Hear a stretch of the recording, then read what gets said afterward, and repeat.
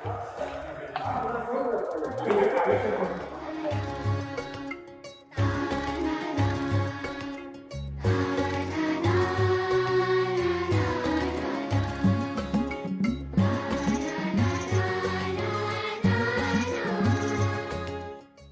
भोसले वनस्पती उद्यान व प्राणी संग्रहालय.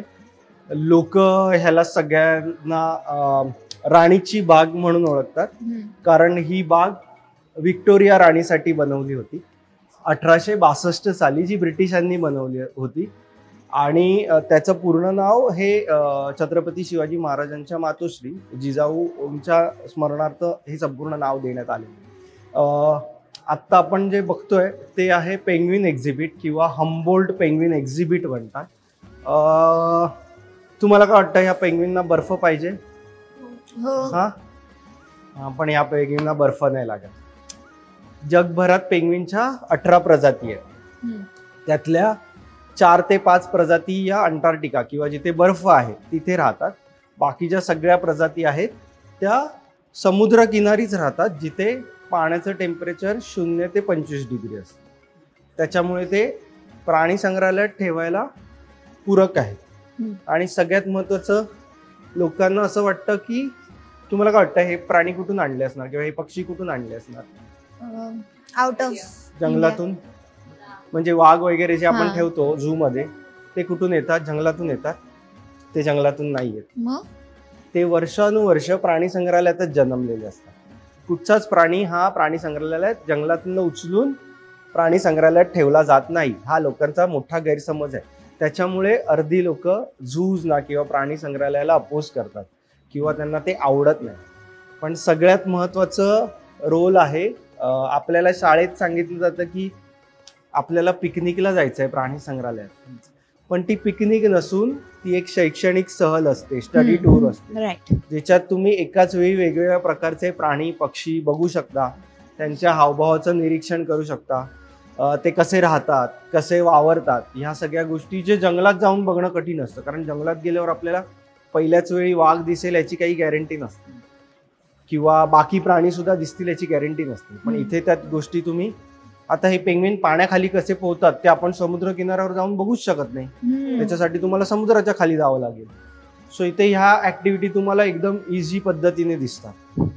सो हे आपण आणलेले कोवॅक्स ॲक्वेरियम साऊथ कोरियावरून 2016 साली आपण 8 पेंग्विन आणलेले, त्यातले 5 फिमेल होत्या, 3 मेल होते. अनफॉर्च्युनेटली जी एक फिमेल होती तिचा नैसर्गिक मृत्यू झाला. जेव्हा एखादं प्राणी संग्रहालय किंवा ॲक्वेरियम आपल्याला प्राणी देतं, तर आपण असं बाहेरून बघून सांगू शकत नाही की तो प्राणी किती हेल्दी आहे किंवा तो आजारी आहे. आणि समोरचं प्राणी संग्रहालय डिसाईड करतं की कोणते प्राणी द्यायचे किंवा कोणते पक्षी द्यायचे. तर त्याच्यामुळे आपल्याला कळत नाही जोपर्यंत ते आपल्याकडे येत नाही आणि आपण त्यांच्या सगळ्या टेस्ट करत नाही. म्हणून कुठचेही प्राणी संग्रहालयात आल्यावर पहिलं त्यांना, सगळ्यांना क्वारंटाईन माहिती आहे ना, कोविडमुळे. आपल्याला कोविडमुळे कळलं. इकडे जे प्राणी संग्रहालयात लोक काम करतात त्यांना क्वारंटाईन खूप आधीपासून माहिती आहे, कारण की कुठचाही प्राणी दुसऱ्या प्राणी संग्रहालयातनं आणला की त्याला पहिला 1 महिना क्वारंटाईन करतात, त्याच्या सगळ्या टेस्ट करतात. तो एकदम हेल्दी ओके वाटला की मग लोकांना प्रदर्शनासाठी ठेवतात, म्हणजे तिथे डिस्प्ले एरियामध्ये असतं तिकडे. सो ते नैसर्गिक मृत्यू होता. पण त्याच्यानंतर जी 4 फिमेल आणि 3 मेल होते त्यांचं पेअरिंग झालं, 3 जोड्या झाल्या. Donald, Daisy, olive, Popeye, mould, flipper अशी त्यांची नाव आहे. आणि सिंगल जी होती ती बबल. आणि त्यांचं पेअरिंग होऊन त्यांचं मेटिंग सुरू झालं. आणि गेल्या 3.5-4 वर्षात 11 पिल्लं इथे जन्माला आली. किती? 11. आणि एकतर ही भारतातली पहिली फॅसिलिटी आहे.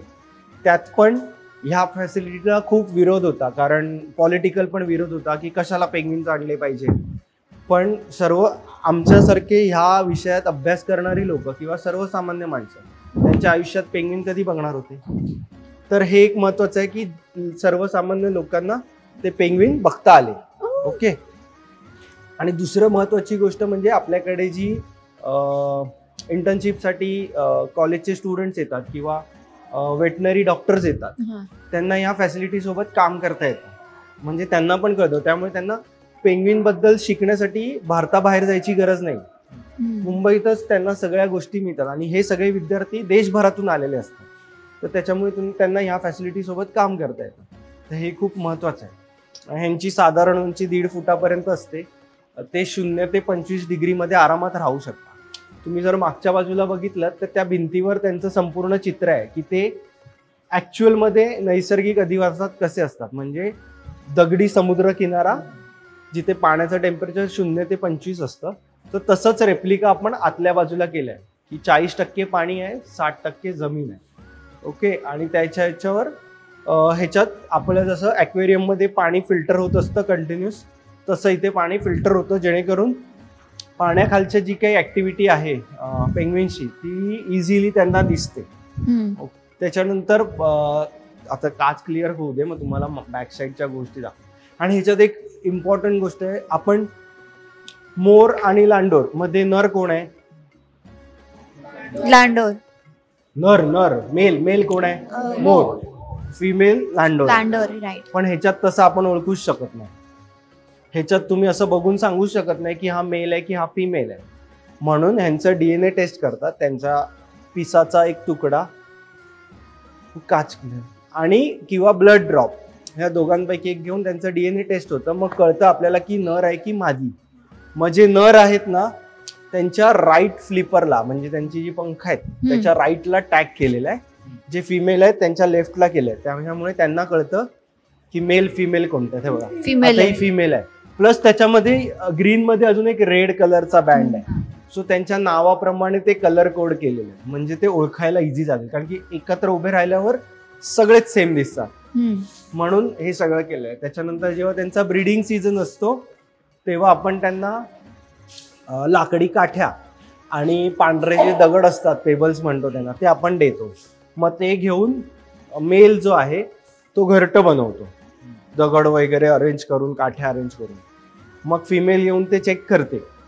तिला जर आवडलं तरच त्यांचं मीटिंग होतं, अदरवाईज होत नाही. हा, इथे पण प्रायोरिटीज आहेत.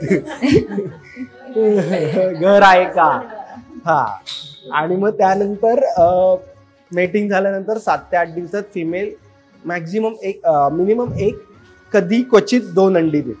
अंडी दिल्याच्या नंतर 40 ते 45 दिवस नर आणि मादी दोघं पण अंडी उबवण्याचं काम करतात. आणि 45 ते 50 दिवसानंतर पिल्लू बाहेर येतो. मग पिल्लू आल्यानंतर त्याचं जे काही सांभाळ करायचा असतो किंवा सगळ्या गोष्टी असतात ते दोन्ही पॅरेंट्स करतात. मेल पण करतो, फिमेल पण करते. आणि मग 1-1.5-2 महिन्याचं झालं पिल्लू, मग ते स्विमिंग करायला लागतात. जेव्हा आता इथे बघा, इथे त्यांच्या गळ्याच्या भोवती असा ब्लॅक कलरचा नेक बँड आहे. तो 1 वर्षाचं पिल्लू झाल्यानंतर येतं, नाहीतर संपूर्णपणे त्यांचं बेली व्हाईट असते आणि त्याच्यावर ब्लॅक स्पॉट असतात. 1 वर्षाचं झालं की त्यांची सगळी पिसं गळून पडतात आणि त्यांना नवीन पिसं येतात आणि मग ते तो गळ्याकडचा काळा पट्टा येतो. आता बघा, आपण थोडं या साईडला येऊया.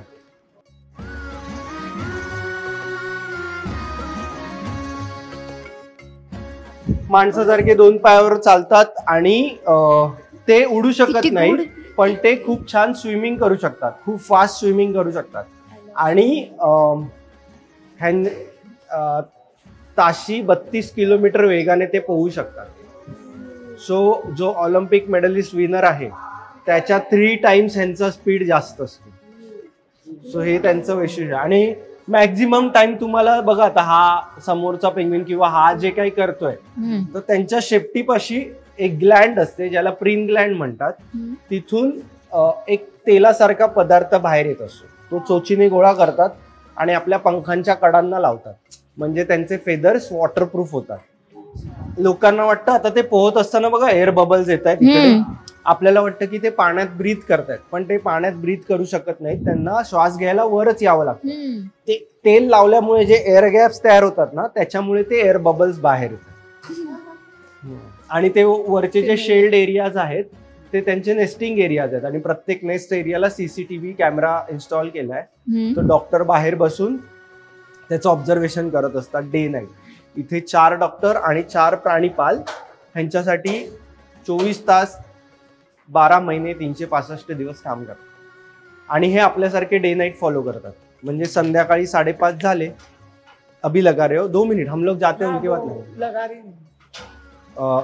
संध्याकाळी 5:30 झाले की स्लोली यांचे लाईट स्विच ऑफ होतात.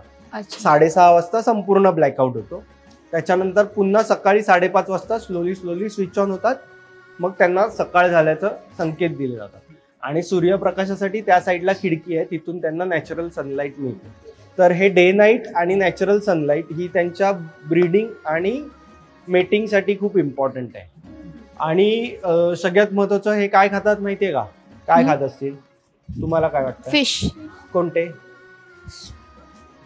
ते खातात बोंबील, बांगडा, तारली, कधी कधी स्क्विड खातात. सो हे त्यांचं आवडतं फिश आहे जे आपण देतो. आता हा इकडे जो वजन त्याचं जास्त वाढलेलं दिसतंय बघा, ह्या बाजूला जो उभा आहे ना, तर ते मी म्हटलं ना त्यांची दर वर्षाला त्यांची पिसं गळून पडतात आणि त्यांना नवीन पिसं येतात. सो आता त्याची ती प्रोसेस चालू आहे. तर जेव्हा वाईल्डमध्ये ते असतात तेव्हा ते काय करतात की ते पाण्यात जाऊ शकत नाहीत. पिसं निघाल्यावर त्यांना थंडी वाजणार, म्हणून ते आधीच खूप खाऊन आपलं वजन वाढवतात. म्हणजे मग त्याला लागणारी जी एनर्जी आहे ती त्यांना त्यांच्या वाढलेल्या वजनातूनच मिळते. मग आता त्याचं मोल्टिंग चालू आहे. तिथे खाली बघा पिसं पडलेली दिसतील तुम्हाला. आता एक 10-15 मिनिटांनी यांचं फीडिंग होईल. ते फीडिंग बघून मग आपण पुढे जाऊ.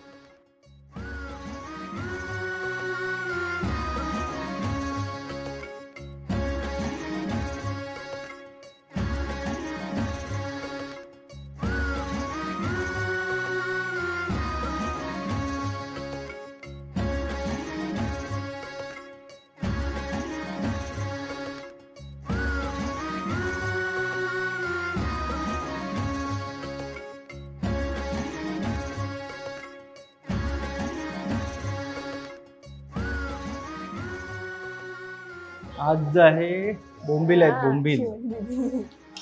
बोंबील खात आहेत. आजचा मेन्यू बोंबील.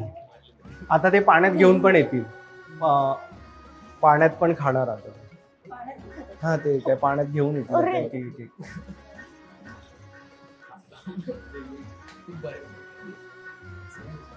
नंतर हा मला पण काय आणि ह्यांना पाण्यात पडल्यावर खाणार ते सगळं एक एक खाणार. आणि प्लस ह्यांना ऍक्टिव्हिटीसाठी त्याच्यानंतर लेझर लाईट दाखवतात. तर त्यांना आता थोड्या वेळाने लेझर लाईट दाखवणार. मग ते लेझर लाईटला फॉलो करतात त्यांना, कारण स्मॉलेस्ट स्पॉट सुद्धा दिसतो लाईटचा. सो ते मग त्यांना ऍक्टिव्हिटीसाठी लेझर लाईट दाखवतात.